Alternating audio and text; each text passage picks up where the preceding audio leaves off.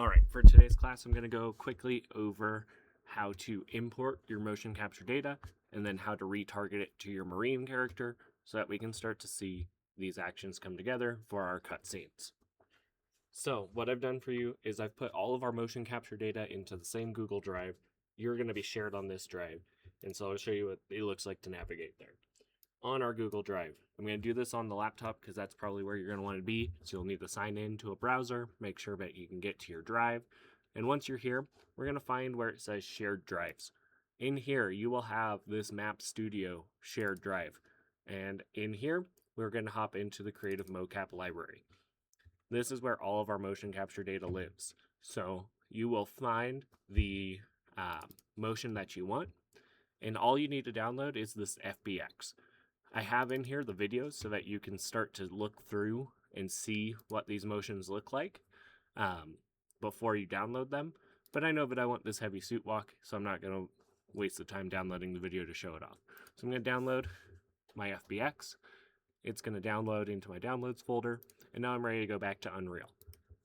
In here, I'm going to quickly open my content drawer. This is where I might have a folder for like test animations and stuff like that. So I'm going to keep this here, and actually I'm going to make a new folder and call it mocap anims, so that way I can put all of my motion capture data in here. Something I want you to be aware of is that all of your motion capture data is to different skeletons, and so when we download and import new animations, we need to make sure that we're putting them in their own folders. So the first thing I'm going to do is I'm going to make a heavy suit walk folder. I'm going to head in there and I'm going to hit import. Once I've hit import, I just need to find where that FBX downloaded. So it should be in my downloads folder. I'm going to take that, I'm going to hit open. There's two things that we need to check in here. First, we want to make sure that we don't have a skeleton selected. If there is one, there should be an ability to get rid of it, either from an arrow here on the right side, or you should be able to right click and get rid of it. The second thing that we need to double check is down here in our animations tab. We need to snap to closest frame boundary. So if we don't do that, our animations won't import. We'll just get our skeletons, and we don't want that. Once I've double checked those two things, I can hit import, and it got grumpy at me. All right, I went back in, and when I was going to import, I think the only thing that I toggled was my import skeletal mesh. I'll show it again in another import here in a second. But once I have these, I can check them out. I can either drag it into my world and we'll see our little skeleton man, or I can double click it and see that animation play. And so now I can start to see what that motion is going to look like inside of my engine, which is kind of cool. So what we need to do is we need to retarget this. I want this motion to be on my Mars Marine. So I'm going to find my animation in my content drawer.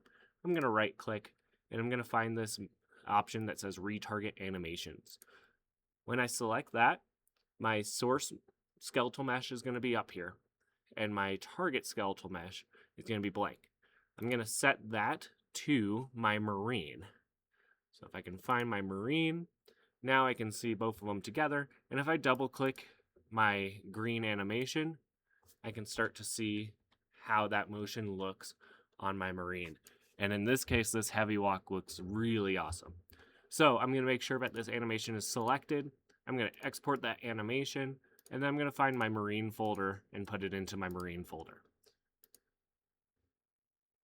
Once I do that, we'll start to see it pop up inside of our content browser.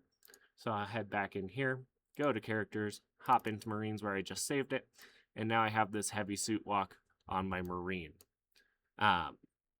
If I hit simulate, we'll see my Marine start to do that heavy walk.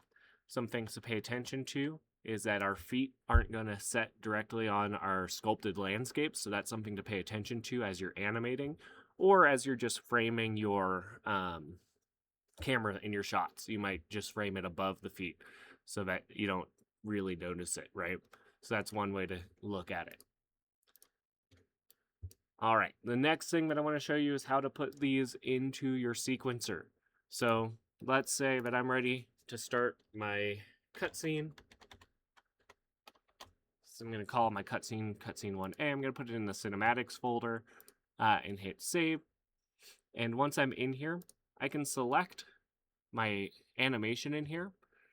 But really what I want to do is I want to make sure that I'm grabbing my skeletal mesh. I don't really want the animation one, so I'm actually going to delete that, and I'm going to just use the skeletal mesh that I just dragged in. I'm going to select it, hit add, and then add actor to track, add marine. When I do that, I automatically get this animation track.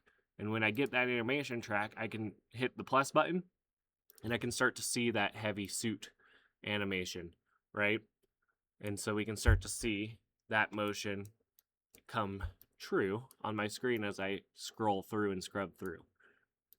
If I was just using that animated skeleton from before, we wouldn't be able to scrub and see the animation play. And so that's a big piece because a lot of your motions have physical motion in the world space. So that means that it's going to be moving forward, even though realistically, if I click on him, my origin is still set behind, right? And so even though my character model is moving forward, the origin isn't moving here. So if I wanted him to move during the scene, I would have to move this around. So that's something to pay attention to. Otherwise, for cinematics, the expectation is that you use at least 2 cameras so that you're able to get some different scenes, that you're using a fade track. And then in Wednesday's class, we'll talk about our face animation for our metahumans. So getting this system going so that your metahuman characters that you created have facial animations. So that's what to look forward to.